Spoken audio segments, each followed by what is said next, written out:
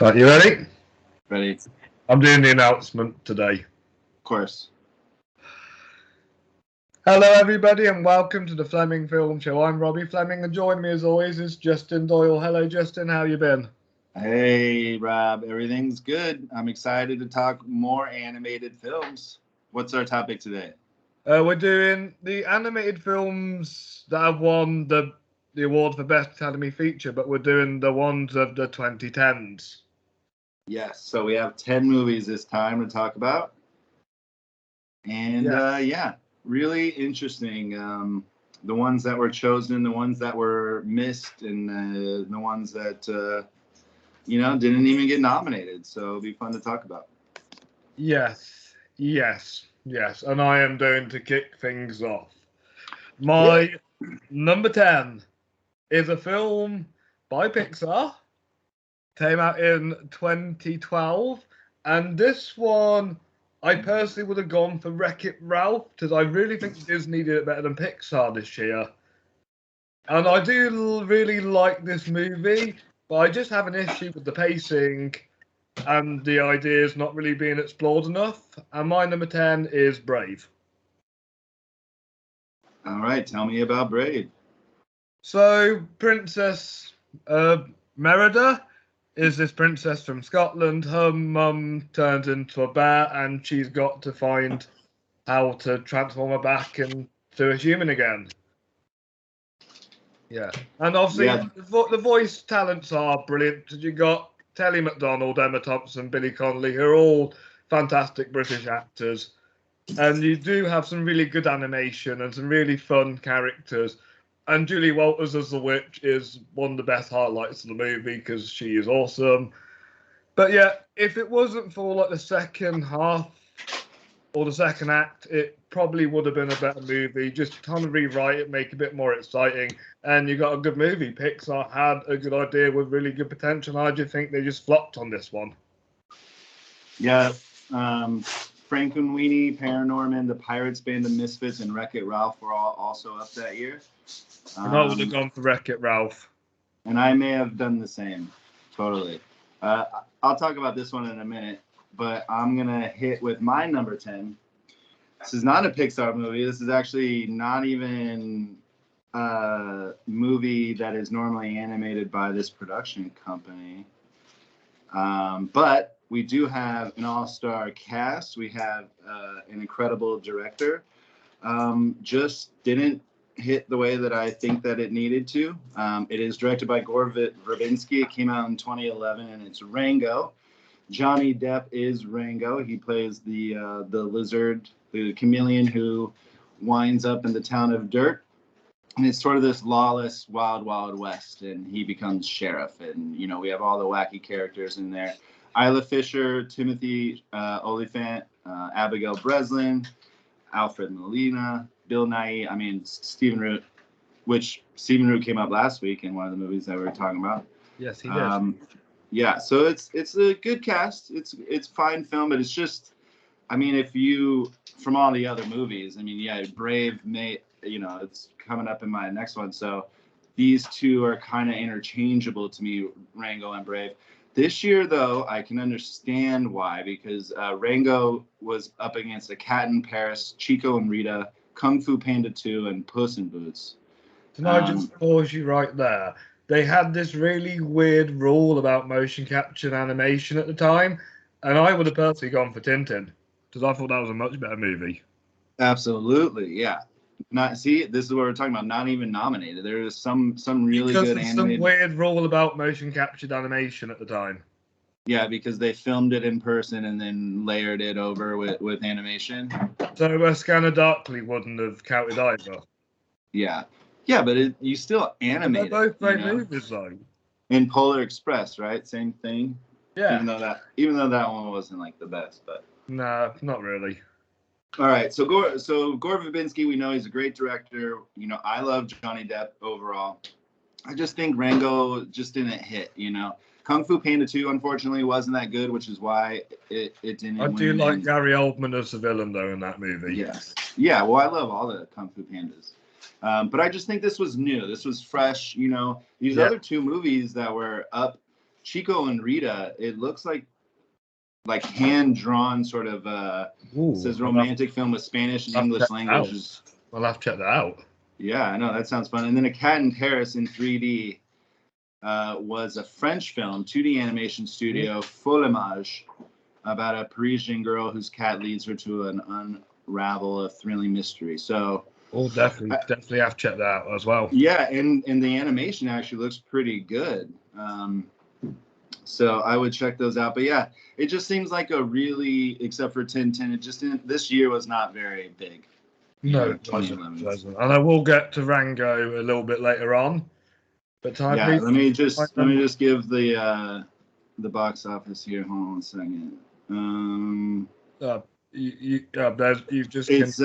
It was a budget of 135 million and it made 246. So doubled its money, but not the best. Right. Yeah, my number 9 was a box office hit. Let's hear it. It is probably one of the most overhyped films of all time. Don't you dare. Don't you dare. I love the first movie, but I really, really hate the second movie. It's Frozen. Frozen is better than Brave. Come on. You have to let me off with this one. Okay, one movie is better than Frozen? I mean, not as good as Frozen? Oh my gosh. Rob. All right, talk to me about Frozen. It's got a really good story. The story of the Snow Queen wasn't done before. And it was at a time when Disney started remaking their old movies like they're doing right now and not coming up with really cool ideas. And this one broke out. I do actually like Frozen. I do find it a all right movie. I just prefer Tangled if we're talking modern Disney princess films. I love the voice acting in it. Kristen Bell is one of my favourite actresses. She's always a delight when I see her. And what's that woman called? She played Adam Sandler's wife in Uncut Gems. Idina Menzel. Yes, she is brilliant. Elsa is my favourite Disney princess in the modern Disney kind of generation. I really love Elsa as a character. I really think she is the coolest princess ever.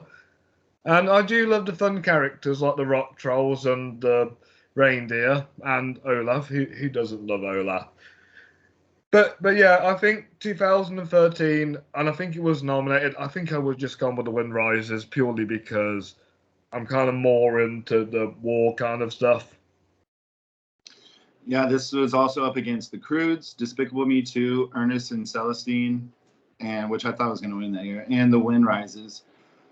Yeah, I would have picked The Wind Rises that year.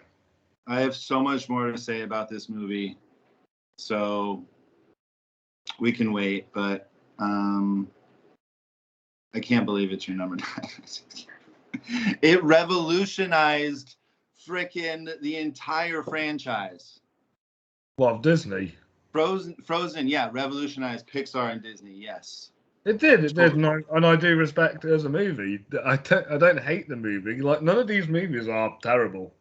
That's true.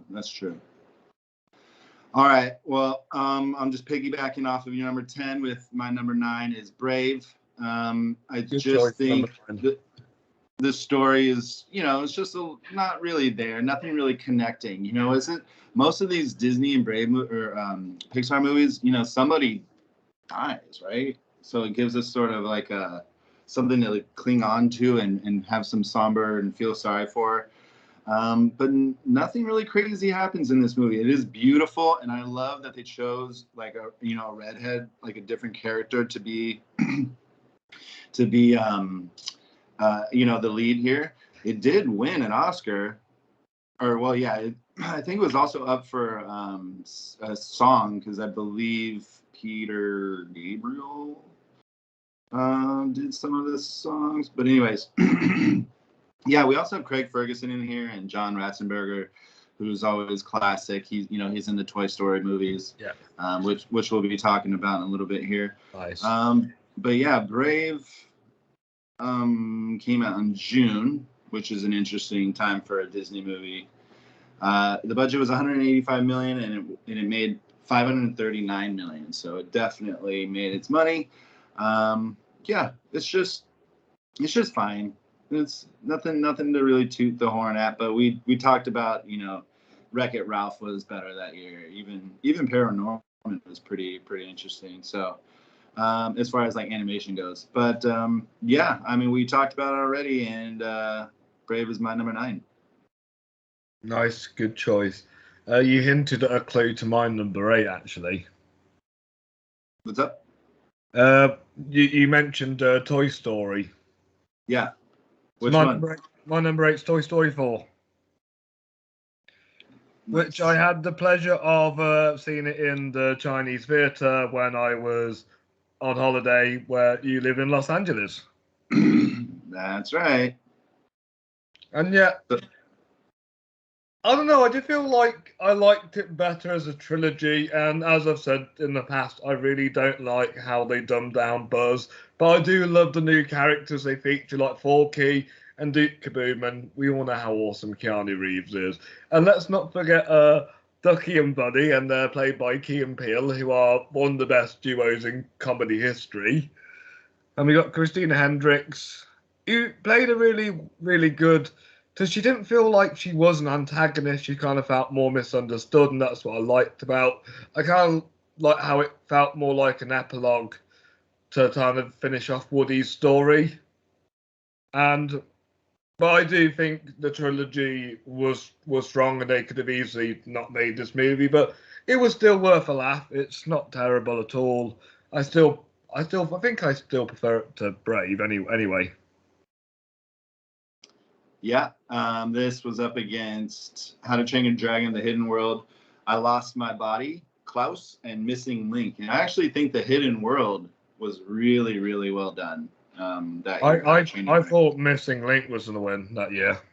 Yeah, well, I like that animation style. That's from the Leica animation studios. Yes. And I thought it was interesting. It came out in like January, February that year, and it's still kept around. So I thought that was good.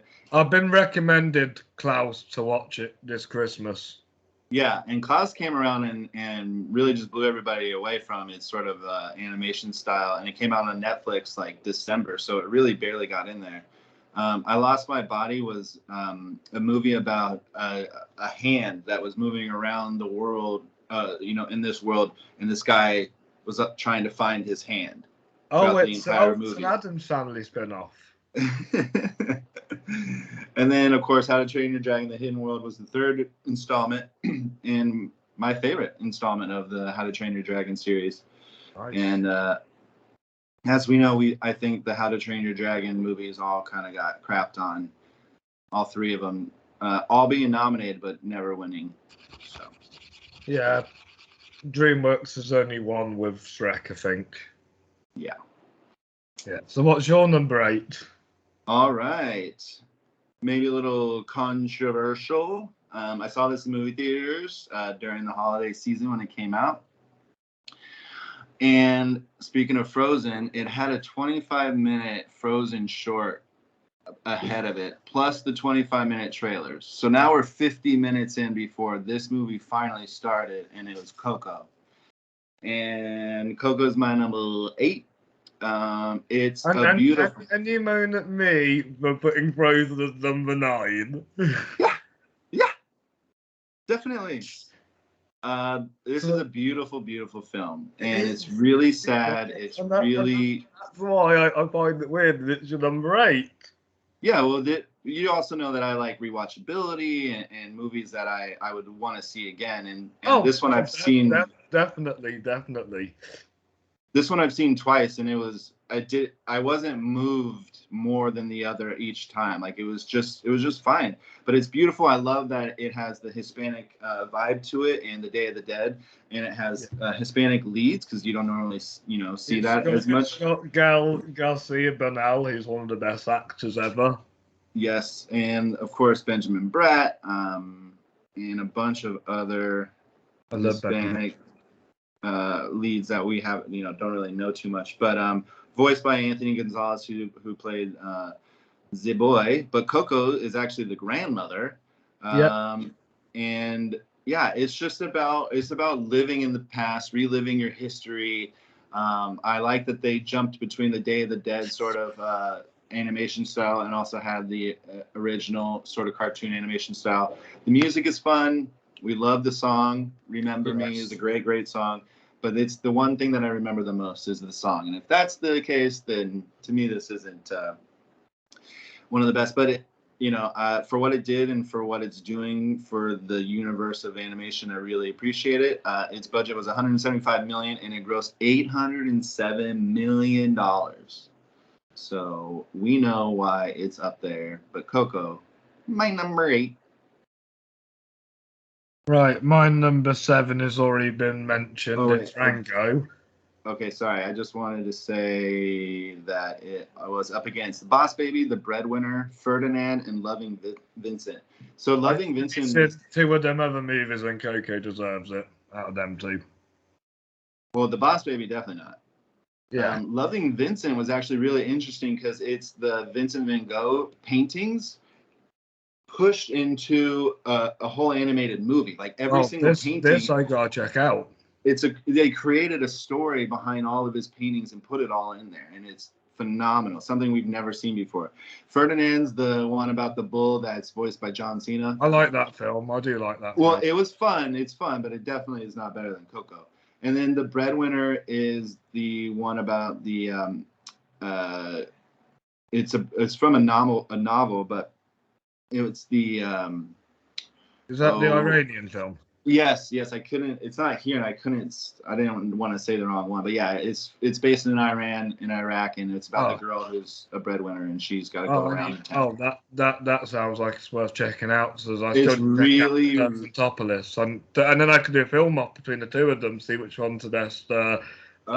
animation. Then, yeah, this is all. It was The Breadwinner was produced by Angelina Jolie, and it was I really enjoyed it. It's an international co-production, so I just think it didn't get as much love because of it being international. But all right, so do you want to talk Rango then? Hit it. All right, so yeah, I did like the animation quite a lot in Rango because it felt realistic, and I felt Johnny Depp was the best thing about this movie. It's really, really hard to take. It was really hard to take him as voice actor before I watched it, but because he's got that really good ability to change his voice, he did it really well for Rango. But you could tell it was him because he's had that Johnny Depp kind of twine to his voice. The animation's good. The story kind of like is a good introduction to westerns for a kid, and I think if I watched this back when it came out, I would have enjoyed it a lot more. But I'm kind of glad it was one of the better non-Disney, non-Ghibli, non-Pixar films I've seen. Like Ghibli, Pixar, and Disney are the top 3 dogs. There's no doubt about it. Yeah, I mean DreamWorks is up there too. Did you say DreamWorks? They're probably 5th. Yeah, this Rango is Paramount Productions, so that's why. Also, this is the one you hadn't seen before jumping into this list? Yes. Yeah, so I think it probably hasn't aged too well, but but yeah, again, when you're up against Cat in Paris, Chico and Rita, Kung Fu Panda 2, and Puss in Boots, it's like, well, okay, we get it. Yeah. So what's your number 7? Probably gonna be mad at me again, but this movie is a part of a franchise, and it came out in 2010. It capped off the trilogy that was Toy Story, but now there's a 4th one. My number 7 is Toy Story 3. Okay, that's fair enough. To me, this is the worst out of the 4, which is why, obviously, I just felt like it, the villain was great. The villain in this is a really good villain. One that people will always remember as a good villain. Lotso is a great villain. I just felt like it was right. I just felt like it was so much more of the same. It was like a lot of 1 and a lot of 2, and then even if you see like some shots that were in 2, it's like the same exact shots that were in 3, like them running on that treadmill and then jumping into the dumpster that was gonna attack them and kill them. And then we also didn't get much extra introduction to other characters like we did in 4. 4, we got so many other extra characters.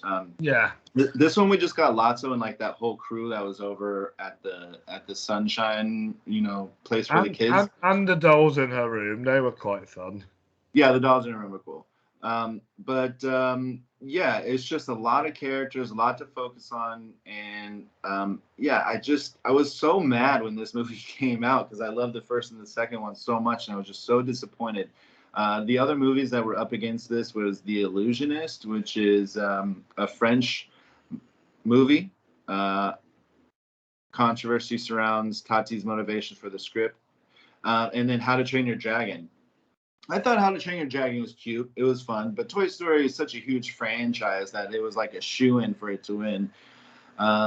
It's a fine film. No, I mean, it's I just like these other ones a little bit more. And out of the 4, this one I don't really care to see like again and again. But I know it made a butt ton of money. The budget was $200 million and it made $1 billion. So that's the highest so far. Nice. Good story. Just, I don't ever want him to toss out his toys, and he tossed out his toys. How could you do that? Yes. And then you had all these crazy kids and all their gross COVID and germs getting everywhere. Oh, good thing it wasn't set in 2020. Yeah. I'm going to jump on board with you actually on Toy Story 3 because it is my number 6. Yeah, I do slightly prefer this movie a bit to 4.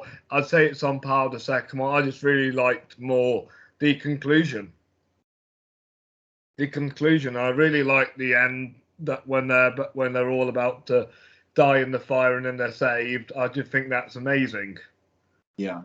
Although I do kind of feel like that bit where they're in the dumpster, between that bit kind of felt a bit forced for them to have like one final tragedy. Yeah, I know. The rest of the movie from there was absolutely amazing because it felt like a prison breakout movie. And obviously, and it's funny because Lotso reminds me a lot of the governor from The Walking Dead. Nice, yeah. There's a really big comparison on the internet. People should check it out if they love Walking Dead and Toy Story. Yeah, the last 2 seasons I don't think I've seen of Walking Dead, but I do enjoy that show.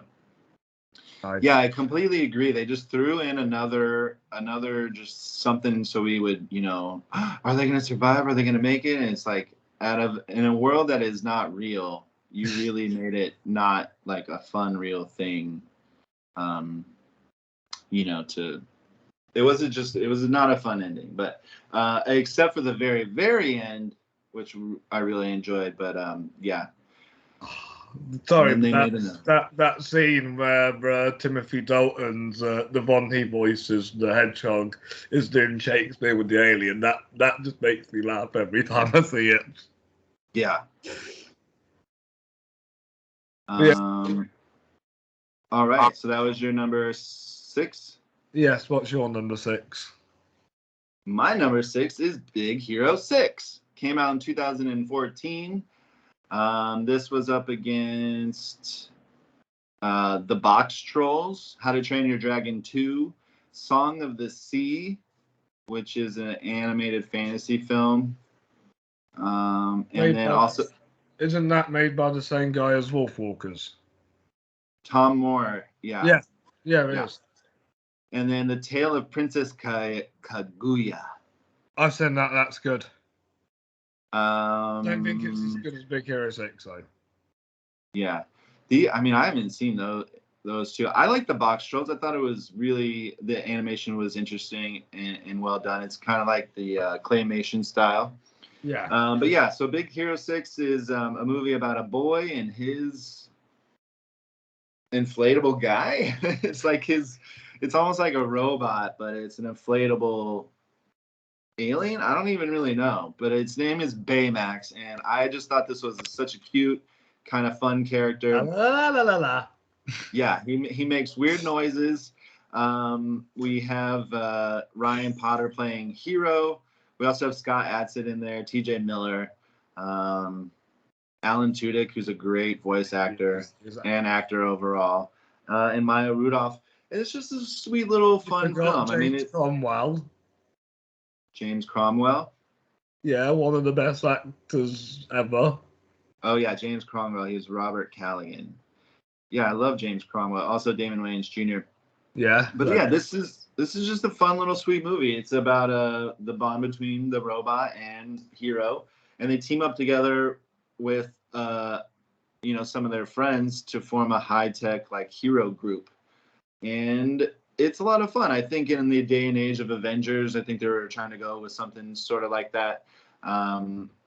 Create a team and then have everyone enjoy them and have fun with them.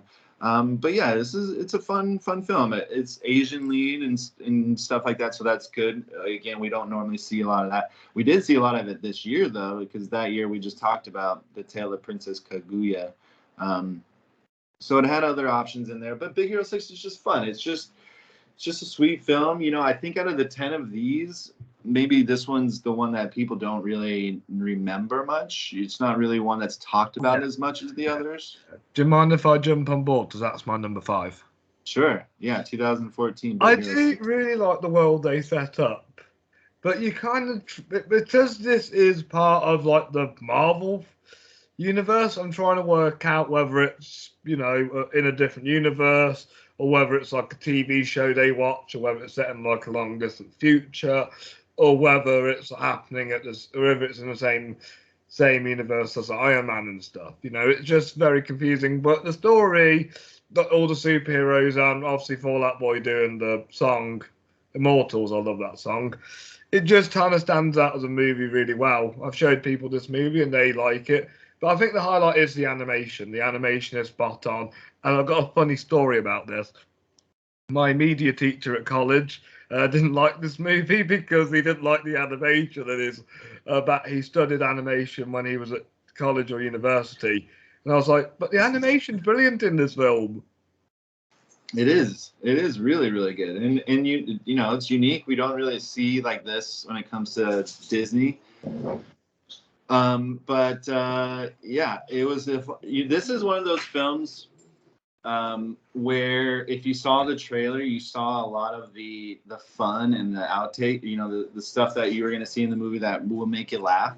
You saw a lot of it in the trailer, and this is one of the movies that I wanted to stop seeing trailers for, and just watch the movie for what it is. This is one of the ones that I felt that way, just because the stuff with the tape was really fun and cute, but it was in the trailer, and it just wasn't as fun or enlightening as the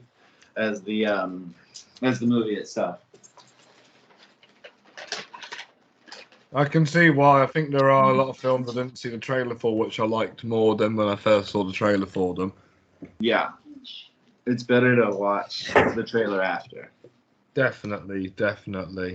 But yeah, I like Big Hero 6. What's your number 5? My number 5 has already been brought up. One in 2019, and it's Toy Story 4. And it's the reasons for what you said. It's the new characters. I really love the new characters in this. If you can bring in new characters and have them shine above the old characters who we know and love, like Buzz and Woody. Forky. Forky is this new character that came in and swept the nation. He's such a little dum-dum, but he's so much fun. He doesn't even have a brain, and his eyes are all googly going everywhere. But, Christina Hendricks as Gabby Gabby, and then Duke Kaboom. Love Keanu. Keanu's so great. He is. But Key and Peele as well. Yeah. All these characters are characters that shined above Woody and Buzz in this one. Plus, let's not forget that we had Bo Peep as a more of a character in this one. She was like one of the leads. They gave her a lead role in this, which was great. Annie Potts playing her. And then, of course, we have all the greats: Joan Cusack, Bonnie Hunt, John Ratzenberger, Wallace Shawn. And this was up against, it was a tough year. We already talked about it. How to Train Your Dragon, Lost My Body, Klaus, and Missing Link. I thought it was going to go to anyone else, but Toy Story 4 won it. And I think everyone when they announced that Toy Story 4 won, I think everyone in the room was just like, okay, like we get it. We've done this over and over and over again. But let's see, do we do the budget? Yeah, so this again was $200 million to make, and it grossed over $1 billion. So the exact same thing that it did with Toy Story 3. But yeah, it's fun. It's fine. It's just we have seen it so many times by now. But for all 4 movies, I don't think Toy Story 2 won, but Toy Story 1, right? Oh no, it wasn't even available then. It wasn't even an option. I think it came out in 1996, right? But they both won Oscars for songs, I think. Ooh, that's right. 95 it came out. Randy Newman is a brilliant songwriter. Yeah, and Toy Story, yes, he is a brilliant songwriter. Yeah, Toy Story 2 came out in 99, so it didn't have the opportunity to come out. Yeah, I mean, it's a great franchise. I love it. You love it. We all love it. We do. We do. We all love Toy Story 4. All right, and I'm going to talk about a film that's already been mentioned for number 4, and it's Coco. Remember Me. I really love the story of Coco because he's trying to redeem his family. He's trying to let them accept him to play music. He's happy to accept them for doing the shoe thing. So why can't they just let this old family curse die and let him achieve his dream and become a musician? It's modern times. And, he's trying to prove that his family isn't disgraced. And it's a new concept seeing the afterlife, because although they explored it in Soul, I think I prefer Coco a little bit more. Sort of how colourful and imaginative they did it, and also really respected Mexican culture and really introduced us to it without trying to be too pushy about it. And that's why I love Coco, because it introduces us to a new culture that we're fascinated in. Yeah, it's good, man. It's a really good film. And I bet this would be at the top of a lot of other people's lists, definitely within the top 5. So I see it. Yeah, the song's great. Animation's incredible. So vibrant. And it really speaks a lot of the culture. Yeah. Good choice. Thank you. What's your number 4? Has not come up yet. 3 movies have not come up yet. And it sounds like those are going to be in our top. But this one has not been talked about. Came out in 2016. It's just a damn fun film with great animals and characters. And this world is so much fun. And it's Zootopia. Yes. Yes. So this movie came out. Zootopolis. Yeah. You guys always have interesting names. But this movie was up in 2016 and it won against Kubo and the Two Strings, which I really enjoyed. Teach me to check that out. I freaking loved Kubo and the Two Strings. Actually, I would have picked it over Zootopia. Is Matthew McConaughey good in it? Yeah. He's good voice actor for sure. Sound. He's always a good actor, I think. He is. Charlize Theron's in it as well. Ralph Fiennes. It also was up against Moana, which good choice. I like Moana. Zootopia beating out Moana. That's pretty big. My Life as a Zucchini or My Life as a Courgette. I want to see that. Did you see it? I want to. It was a lot of fun. Really interesting. I mean, it's just he's a zucchini. And then the Red Turtle, which was which I've heard is beautiful. Is very, very beautiful. No talking in it whatsoever. It's just about a man and about a red turtle. And I'm just glad Finding Dory wasn't up. Yeah. Well, we know why. At the movies. We know why it wasn't. But anyway, so Zootopia. Zootopia is just so much fun. I love Jason Bateman as Nick Wilde. I don't really care for Jennifer Goodwin as an actress, but I thought as Judy Hopps she did really good. Plus, let's not forget Idris Elba, because he has such a great voice and presence anyway. I love Idris Elba. But I also really enjoyed Jenny Slate as the lamb, as Bellwether. Love Jenny Slate. Shakira in here. Alan Tudyk is back. J.K. Simmons. Yeah. And Bonnie Hunt. Tommy Chong. These characters were so developed and developed in the movie. Like, we all got them. We all knew what their characters were, what they stood for, just within the first few, minutes of meeting them. Of course, what they did show in the trailer and what they put in the movie, which is one of the funniest parts, is the sloth part. But unfortunately, it was done too many times where we were just like, okay, we freaking get it. Who played the cat up at the front? The fat cat up at the desk. I can't remember his name. Yeah, I don't know his name, but anyway, it's just a fun film. It's just a lot of fun. I mean, you can tell everyone was having a great time, and I think there's more technical animation styling in Kubo and the Two Strings, in My Life as a Zucchini, and in The Red Turtle. Whereas Zootopia was just a fun, great film overall. Take animation away, just leave it as it is, and it was just a lot of fun. So my number 4 is Zootopia, and I just want to do the box office real quick. It was $150 million budget, and it grossed $1 billion. Dang! So this so far is beating the Toy Story movies because it grossed $1 billion with less money. So good for them. And I'm going to jump on board because that's my number 3. Tell me why. I just love the world. Sorry. Let me do that again. That was terrible. I love the world they build in this film. A world just full of animals. Because apart from the Robin Hood film in 1973, this is the only movie that really creates its own original world out of these animals. Obviously, Robin Hood's based on Robin Hood, just with animals.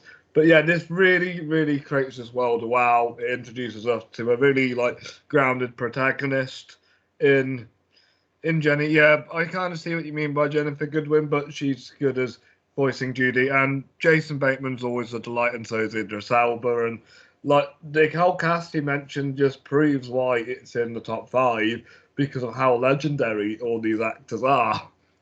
Yeah. And obviously the song Shakira does is really good. I would have had that be nominated for Best Original Song if it wasn't nominated. Oh, yeah?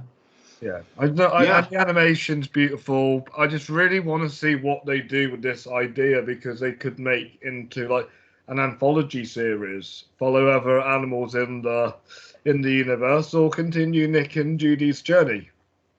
Yeah. It can work both ways. Yep. Or have an anthology and have them to be the first episode. Oh, nice. Yeah. Then you can move on to the characters afterwards. Yep. I would just like to live in this world. I think it'd be fun. There's no human. There's no human. So I like that about it. It's just there's no humans. It's all just animals and fun. Cool. Ready for my number 3? Yes. All right. My number 3 is a movie that, it changed the game when it comes to animation, because in a world with Disney and DreamWorks and Pixar, you got a movie like this that we know the story. We've seen it so many times. But we get a whole universe, a whole Spider-Verse. Yeah. My number 3 is Spider-Man Into the Spider-Verse. I'm glad that's made our top 3. That is a little bit higher, but yeah, it was up against Incredibles 2, which is great. Isle of Dogs, which is the Wes Anderson animated. Mirai, which I went to go see this and really, really enjoyed it. I'm not really into anime too much. Really enjoyed that one. And then Ralph Breaks the Internet, which was the not as good sequel to Wreck-It Ralph. But why was that even nominated? I have no idea. But let's talk Spider-Man Into the Spider-Verse. You have arguments with, but not fucking Wreck-It Ralph 2. No. But yeah, let's talk this. So we have Shameik Moore that plays Miles Morales. Miles Morales is this new sort of kid Spider-Man. We get to see him as a young kid now. We do have Jake Johnson in there and Haley Steinfeld, Mahershala Ali, yeah, John Mulaney, Catherine Hahn, who's blowing up right now. Yeah. Nicolas Cage, Liv Schreiber, Chris Pine, Oscar Isaac. Yeah. I mean, Natalie Morales. We just have, and it's also Lord Miller, right? These are the Lord and Miller guys. So this is a huge film. It was awesome.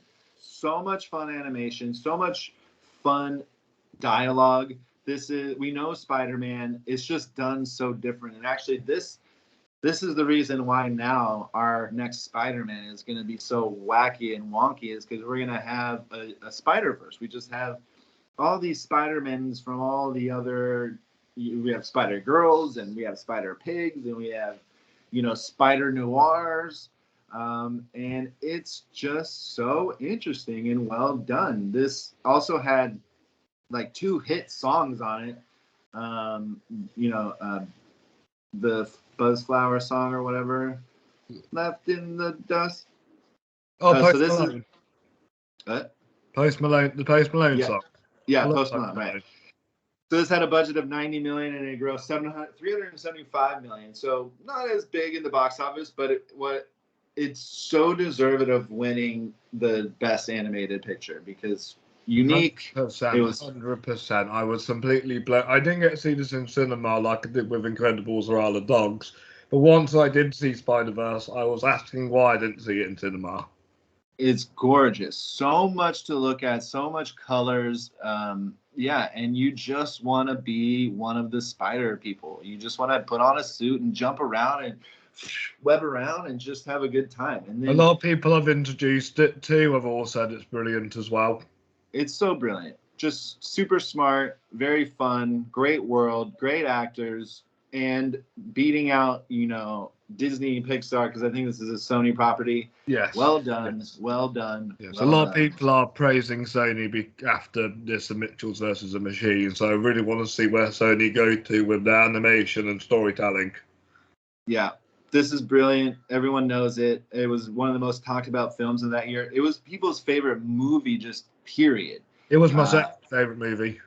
Yeah. So we know why it's up there, why it's in our top, and definitely my number 3 is Spider-Man Into the Spider-Verse. Sounds like we're gonna have the same number 2.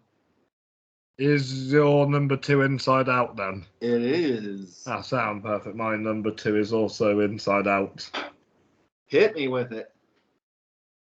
I think this really changed. I think this really made me understand 2 things. 1, why I love Pixar, and 2, why I love animated movies. I think this was definitely their revival. This is a movie that really showed them, even as an adult, I can still love their movies and still be a fan of their work. Inside Out really has a complex story I really can't explain to you, even if I tried to explain it in the simplest way possible, because it ruins the whole film. But I really love the journey these characters go on, and all 5 characters, as their emotions, have different personalities, and they're really colourful. I think Bill Hader's character is probably my favourite, and obviously Amy Poehler's voice acting is good, and also Bing Bong, he's hilarious, and obviously the animation is beautiful, and obviously seeing Riley go through her day-to-day life, and obviously seeing these emotions, and how hard it must be to be an emotion operating a kid. I was happy that I loved it when I first watched it, and it's been one of my favourite films since. And it comes out in the year of The Revenant and Mad Max Fury Road, and if this can be in my top 5, then it proves that 2015 was a great year for movies. Yeah, this movie didn't hit the first time I saw it, but then the second time I saw it, it hit even harder, and the third time I saw it, it hit even harder. It's just so freaking well done, and it makes you think sometimes, like, is that what's going on in my brain? Am I having like 5 characters fight against each other to make what's going on happen? And then when you expand and you have these worlds, you have a friend world, you have a sports world, you have a family world, you have a school world. It's just so unique. Like, what an idea! It was so brilliant. Well done, and the characters in it are just so great. Actually, the one who plays Sadness is Phyllis from The Office. I mean, she's a really good actress. She is. I like her. What a performance! How can you be darkness and still light in a vision, you know, when everyone else around you is all light, you know. I also Lewis like Bad Teacher as well. She's fun in that. Oh, Bad Teacher, yeah. But yeah, Richard Kind is Bing Bong. Bing Bong's such a fun character. He is.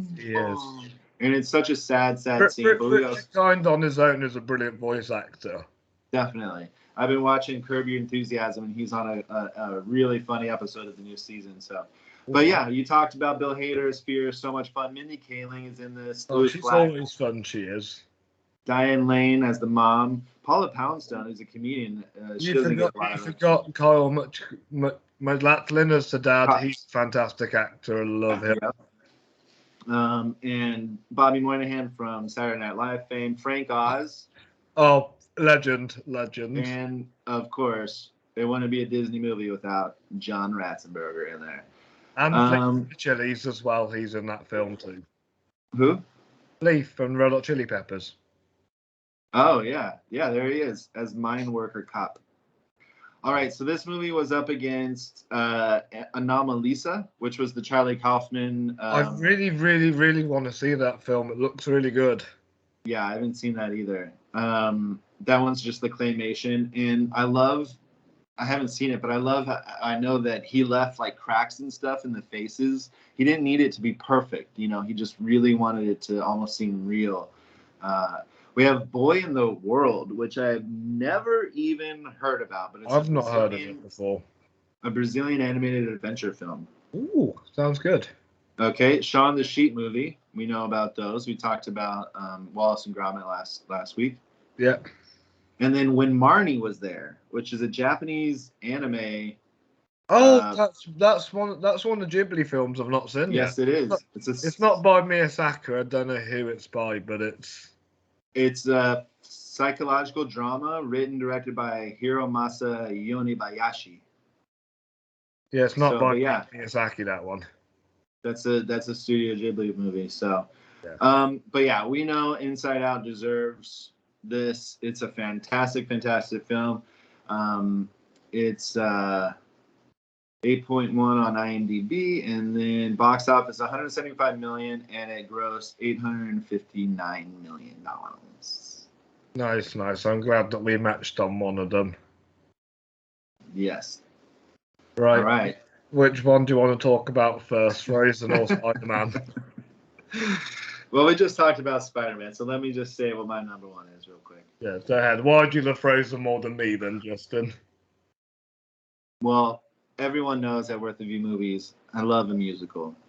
Yeah. And this is a musical movie, and what I said earlier, it revolutionized the entire way and franchise of Disney, just period. This is, you add in 2 new princesses, not just 1, 2 new princesses. And one of them is badass as hell. One of them is badass, and the other is, you know, just kind of like the everyday sort of person. Yeah. I freaking love this movie. I saw it in theaters, and I fell in love with it. I got the soundtrack immediately. When it came out on DVD, I bought it immediately. Nice. I've seen it the most out of all of these films for sure. And if Let It Go is one of the all-time best songs. I do actually like that song when I'm watching it in the film. I just don't like it when it was completed. You get what I mean? Hold on 1 second. We got to pause. No problem. We got some noise.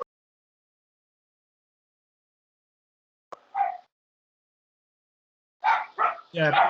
Jump over to Spider-Verse. You talk about Spider-Verse. All right. So, yeah, I'll talk about Spider-Verse. Yes, I love the animation in this movie. It really shows that Sony are pushing ahead with the competition. Oh, my God, they are actually pushing it ahead. Because the animation, the writing is perfect. And what I like about the characters is, it's like Eternals. It's a really good, diverse cast. And they're trying to be diverse and still tell a good story. And again, not shoving it in your face. And I do like the different Spider-Mans, like Spider-Man Noir. I think Spider-Ham is my favourite out of them.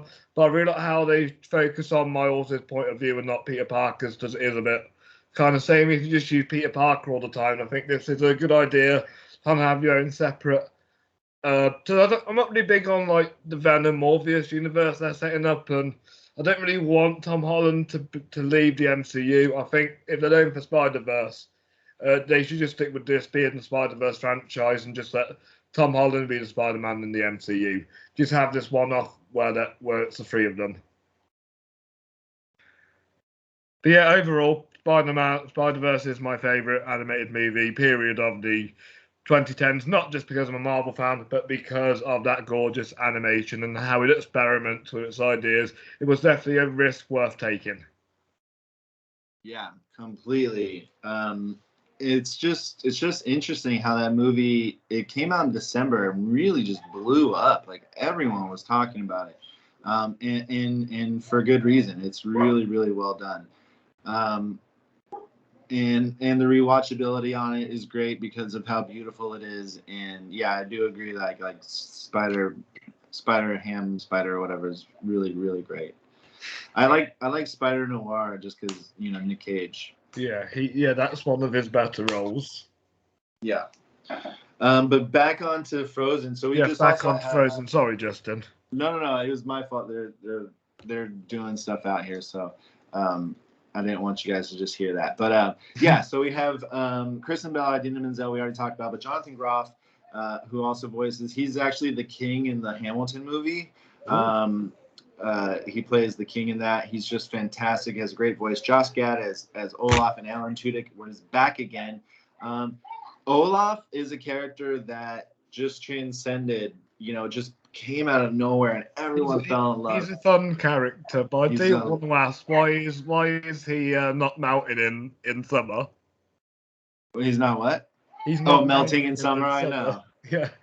Such a weird thing, but yeah, this movie is just great. We do have a loss of parents as they do, but she's this snow queen, and she has these powers, and she accidentally hurts Anna, and it just goes on from there. They actually shut down the castle. Nobody's allowed to go in, and then the gates are finally open, and then Anna gets her, she gets to dance with the guy, and she gets to fall in love for once, and all she does is just want to eat sandwiches. So good. And what's really interesting is there's no real villain in this movie. The battle is for love, and it's not, the love isn't where you always think it's going to be. It could be from the person next to you or the one that's sitting across. You just don't know. There's no villain in this movie, which is great. It's still compelling, and it still wants you to follow the entire storyline. And you're right, the reindeer is great. I love how Kristoff voices the character of him, and they kind of have their conversations. And then the box trolls are a lot of fun, and it's just a really cool world to live in. And Kieran Hines is good as the leader of the rock trolls. Yes, really good. Just cast overall. Oh, he's in Belfast. Yeah, he's the one I'm looking forward to the most. Well, I will say he's one of my favorite parts of that movie. Awesome. He was one of my favorite parts of Game of Thrones as well. Yeah, he's amazing. He is. But I can't say enough about Frozen. I love it. It's what do you think to the second one? So that was up against Cruise Despicable Me 2. Oh, the second. Yeah, it was fine. It definitely has some good songs in it as well. But not as good as the first one, right? Definitely not as good as the first one. The rewatchability is, I've seen it like 3 or 4 times by now. They created a new character, that little lizard character, the fire character, which did pretty well. But I just expected too much from it. I think that was my flaw with it. That what? I expected a bit too much from it, I think. Oh, sure. Yeah. And then you kind of, we split up the characters as well, so now I didn't like that bit, and I also didn't like the fact she didn't reunite with her fat parents. I thought that didn't happen. Yeah, I did like the horse in it though, the cool water horse, and then but I do want the Tangled Frozen crossover. That is my dream Disney film. I want that. Well, that she was in it. Rapunzel is in Frozen. Yes, she is. That's why I want the crossover film. Yeah, that'd be so much fun. But the second one has Who's that black actor on This Is Us? He's really good. Oh, Sterling Brown. Yeah, Sterling K. Brown, so good, and he's good. one of the best voice actors in the second one. So, Right. All right, let's count them down. My number 10 is Brave. My number 10 is Rango. Justin needs to let this go. My number 9 is Frozen. I will never let it go. My number 9 is Brave. My number 8 is Toy Story 4. I have Coco at my number 8. My number 7 is Rango. I have Toy Story 3 at that slot. Which is my number 6. My number 6 is Big Hero 6. Which is my number 5.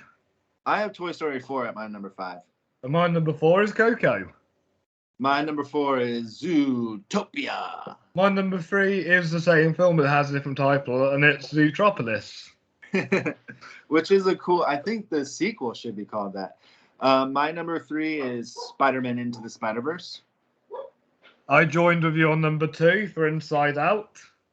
And my number 1 is Frozen. And my number 2 is my number 1 is Into the Spider-Verse, sorry. Yeah, good list. Wow, we've actually been going for a while. Yes, I think this great. is our longest episode for ages. Yeah, definitely. Yes. And I'm going to recommend the movie for the week, and I'm going to recommend Shang-Chi and the Legend of the Ten Rings. Nice. Yeah, it's out on Disney Plus, I think, and VOD now. You can watch it. Yeah, definitely recommend it. It's a great. And if you don't have Disney Plus, get the Blu-ray. Okay, get the Blu-ray. Yeah. Yeah. Awesome. Did you see all of the 5 films from last year? The 5 animated films: Onward, Soul, Over the Moon, Shaun the Sheep Movie, and Wolfwalkers? I saw Walkers, Onwards, and Soul. Okay. Yeah. All right. I was gonna say if you saw the other 2, we can just quickly rank them, but we don't need to. Okay. Cool. Awesome. Well, what are we doing next week? Next week, I was thinking about doing our top 5 favorite Coen Brothers movies because Macbeth's coming out soon. Ooh. Because they have 18 films, I'll just stick with 5. Well, yeah, I haven't even seen all of them, so. Yeah, I still need to catch up on the ones I haven't seen. Let's see what we got. Yeah, haven't seen Blood Simple, Miller's Crossing, Hudsucker Proxy. I need to see Hudsucker. I've not seen A Serious Man yet, either, or Lady Killers. Oh, I've actually seen everything else but those. Everything from Fargo on I've seen. Well, you've not seen Raising Arizona? I've seen it. Oh, nice one. That's well, yeah. I mean, everything from Fargo on I've seen, but yeah, I've seen Raising Arizona. I saw Barton Fink. You recommended me Barton Fink. I liked it. All right, cool. Yeah, let's do that. Yeah, and I wish I liked it more. Oh, I didn't know Tragedy of Macbeth is an A24 movie. Hell yeah. Nice. And Apple TV Plus. Yeah, I wish I liked their filmography more. I do need to see Miller's Crossing and Hudsucker Proxy for Cody's thing anyway, so I'll get on that. Nice. I need to see A Serious Man. Ooh, that's a good movie. That's a good movie. Man Who Wasn't There. Oh, yeah. And No Country for Old Men will not be in my top 5. It will also not be in my top 5 either. Overrated movie. Yeah. Okay, well, this will be fun. All right. Let's do it. Right. Let's do it. All right. Take care, Justin. All right. Until next week. We'll see you. Until next week. See you later. Bye-bye. Bye. Bye.